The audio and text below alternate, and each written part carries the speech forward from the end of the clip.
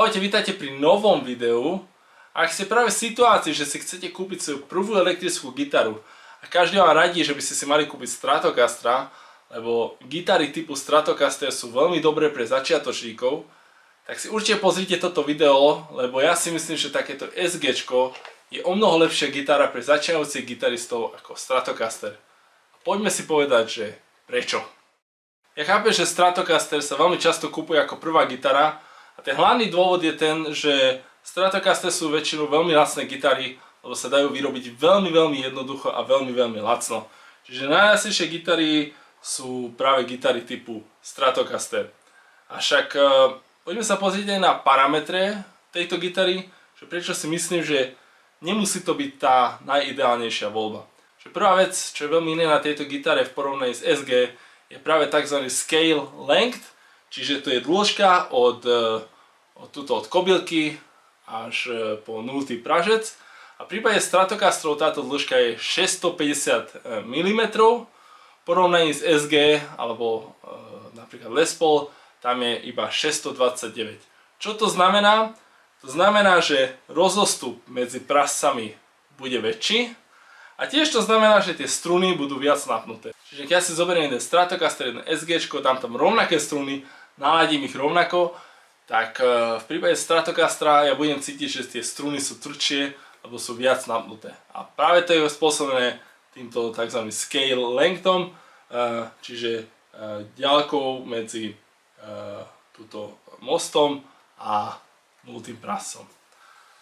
Druhá vec, čo je podľa mňa taká nevýhoda v prípade Stratocasterov, sú práve tie snímače. Stratocaster, taký bežný Stratocaster obsahuje single-coil snímače a ja si myslím, že single-coil snímače sú super a majú veľmi krásny zvuk, ale skôr sa dajú použiť skôr na clean alebo taký jemný overdrive.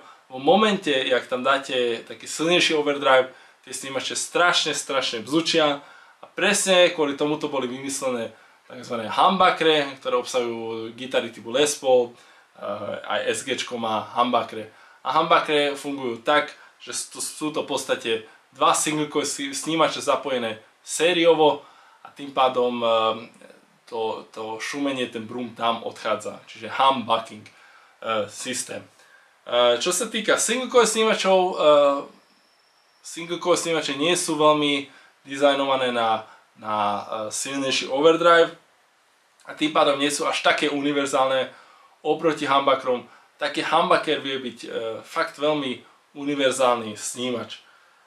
Čiže vás to tiež môže blokovať potom v budúcnosti, ako sa vyvíja váš štýl a ten váš tón, že na single coiloch možno nebudete vedieť nikdy nastaviť taký zvuk, ako by ste si vy žiadali. Ďalšia nevýhoda je práve ten tremolo systém v Stratocasteroch a hlavne v tých lacnejších Stratocasteroch je veľmi lacný tremolo systém, ktorý sa veľmi často nedá nastaviť a môže vám spôsobiť to, že tá gitara sa stále rozladí, teda vám neostane nič iné, len dobre zatiahnuté struny tuto vzadu a v podstate ten tremolo systém ani tým pádom neviete využiť. Alebo sa vám podarí nastaviť ten tremolo systém, dáte tam iné struny, alebo sa vám podarí nastaviť ten tremolo systém, dáte tam hrubšie struny a môžete to začať nastavovať na novo. A väčšina začínajúcich gitaristov nevie, ako nastaviť dobre tremolo a môže vám to spôsobiť nepríjemnosti v hraní. Ďalší faktor je rádius toho hmatníka. V prípade Stratocasterov tu máme malý rádius, tuto je 9,5 a v prípade SG tam máme rádius 12 palcový. Čo to znamená? To znamená, že ten hmatník na gitarách typu SG alebo aj Les Paul je plochší. Hej? V prípade Stratocasterov tu máme taký viac zaoblený tvar toho hmatníka, čo tiež nemusí sedieť každému. Ja som si ten svoj Stratocaster prerobil a tuto už mám rovnaký rádius ako na Les Pauloch alebo na mojom SG. Ďalšia vec, čo v prípade klasického Stratocastera môže byť problém, hlavne pre mladších hráčov alebo pre tých, ktorí máte kratšie prsty, je dostupnosť tejto nižšej pozície. Práve tento spoj kruku s tým telom nie je najšťastnejší. Môže to spôsobiť problém, ako sa dostať na tú nižšiu pozíciu, čiže na tie vyššie tóny. Takže toto sú podľa mňa faktory, ktoré spôsobujú to, že Stratocaster nemusí byť práve tá najlepšia gitara pre začínajúcich gitaristov.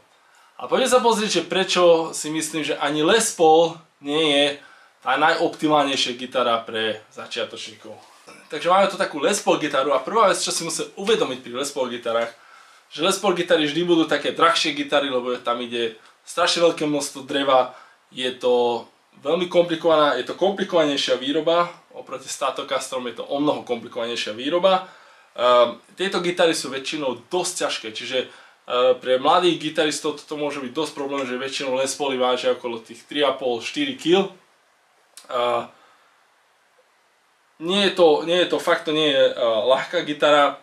Tiež Les Paul má problém v týchto nízkych pozíciách. Je to ešte napríklad horšie ako pri Stratocastroch. Dostať sa sem a hrať túto takto nízko, nie je to ideálne vymyslené. Tie modernejšie Les Pauly tuto už to majú trošku tak, môžu to mať tak zabrúsené. Pomáha to trošku, ale stále to nie je také dobré ako napríklad u gitarách typu SG. Čiže tie tri dôvody, prečo by sa neodporúčil Les Paul, je práve tá cena, ktorá nás môže odradiť. Čiže určite sú to drahšie gitary, sú to dosť ťažké gitary a dostupnosť tých prascov tuto na nižších pozíciách. A teraz konečne poďme sa pozrieť na SG. OK, čiže máme tu konečne SG. Gitary typu SG sú mimochodom dosť cenovo dostupné. Takéto SG značky Epiphone viete kúpiť ako použité okolo 200 eur a veľmi dobre SG vyrába aj značka Vintage a tiež Harley Benton má vo svojej ponuke veľmi zaujímavé SG gitary okolo 200-300 eur. Čiže ide, ja si myslím, o cenovo veľmi dostupnú gitaru. Ďalšia veľmi super vlastnosť SG gitár je práve tá váha. SG gitary sú veľmi ľahké gitary, preto ja najčastejšie chodím na skúšky práve s SG gitarou, lebo vydržať takú 2-3 hodinovú skúšku s nejakým Les Paulom, to je bol fakt masaker. Čiže toto je aj z môjho hľadiska veľmi pozitívna vec. A ďalšia vec, ako už vidíte, ako tu mám ruku, veľmi dobre vymyslený ten spoj medzi krkom a telom. Fakt, toto je gitara, na ktorej sa najjednoduchšie viete dostať na túto nízku pozíciu. Fakt vám tu nič nebráni, aby ste takto mali ruku rovno, aby ste tu vedeli veľmi pohodlne hrať. Čiže ako som už aj spomínal, SG má ten kratší scale length, čiže tých 629 mm. Ten hmatník je omnoho plochší oproti Stratocastrom. Veľmi pohodlne sa na tom dá hrať. Mimochodom ešte jedna výhoda, elektronika na SG sa dá omnoho jednoduchšie modifikovať ako napríklad v prípade Les Paulov. A ak hľadáte ten single coil zvuk, tak stále môžete ten humbucker prerobiť pomocou jedného push-pull potenciometra na single coil, čiže väčšina humbuckerov sa dá takzvané rozopnúť, kde môžete sa rozhodnúť, že ktorá časť toho humbuckera alebo ktorý single coil sníma z toho humbuckera by mal znieť. Čiže humbucker je sú iba sériovo zapojené v podstate dva single coil snímače a vy sa môžete rozhodnúť, že ktorý z tých single coil chcete použiť, alebo ak chcete, tak môžete ich pomocou toho push-pull mať zapojené aj paralelne a dostať taký ten klasický stratocasterský zvuk. Čiže ten humbucker, ja si myslím, že ponúka omnoho viac možností než single coil. A fakt z takého SG viete spraviť veľmi univerzálnu gitaru. Mimochodom veľmi veľa značiek, aj Epiphone, aj Harley Benton predáva už SG, takže ten push-pull tam je, že vôbec nemusíte nejak riešiť, ale tá modifikácia sama o sebe je veľmi jednoduchá. Čiže SG určite odporúčam ako prvá gitara. Určite je to viac univerzálna gitara než Stratocaster, je to cenovo rovnako dostupný ako Stratocaster a myslím si, že dá sa na tom štýlovo hrať od krásneho cleanu až po tvrdý metal, v podstate hocičo.